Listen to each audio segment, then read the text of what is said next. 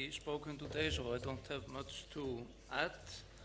But the reason why I think Blend is an interesting opportunity for us to move forward is that I think that much of the basis of the crisis in Europe, particularly the fertility crisis, has to do with the fact that we have not taken gender equality seriously. And without doing that, we won't solve that crisis. We are heading for collective suicide. Also, if we look at the labor market, then it's perfectly clear that an equally shared parental leave is a necessary precondition for equality there, for equal pay on the labor market. I doubt that it is a sufficient condition, but it is an absolutely necessary condition. But the obstacles are many, and one is the very strong ideology of motherhood.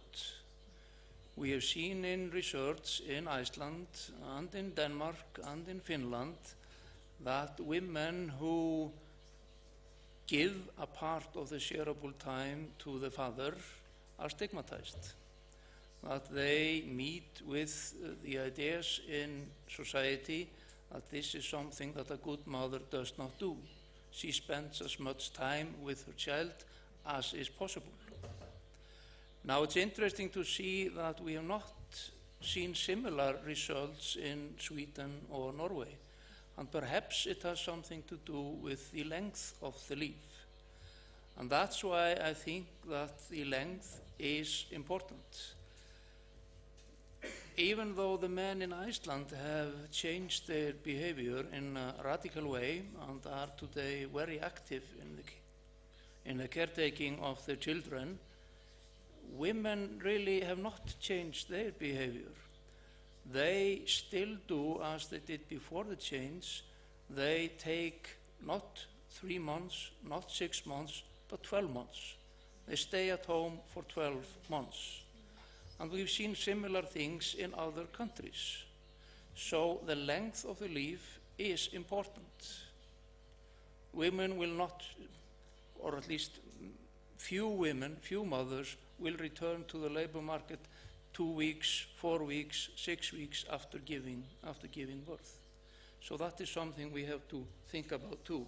But I think that even without changes in the laws, we will see changes in behavior. The social roles of women have been changing, and obviously the social roles of men have to change. It's always a question of cooperation, of mutual conditioning. But I've been looking through books and manuals and magazines in Iceland in the 20th and the 21st century to see what is written about fathers and mothers, particularly in regard to small children. And for most of the 20th century, fathers are completely absent. They don't figure at all in these books or in these manuals. In the 80s, in the 70s and 80s, they begin to show up, but they are there to help the mother. It's not until the 21st century that they become independent doers in this field. And in these few years that we have had the laws on parental leave in Iceland, giving men 3 months, we have had 4 published books by young fathers telling others about their experience. 4 books in the 10 years of the 21st century compared to not a single one in all of the 20th century. So the social dialogue has begun to change, and that will help, but only up to a point. We need laws to speed up the development. And that's why I'm all for Blend. Thank you.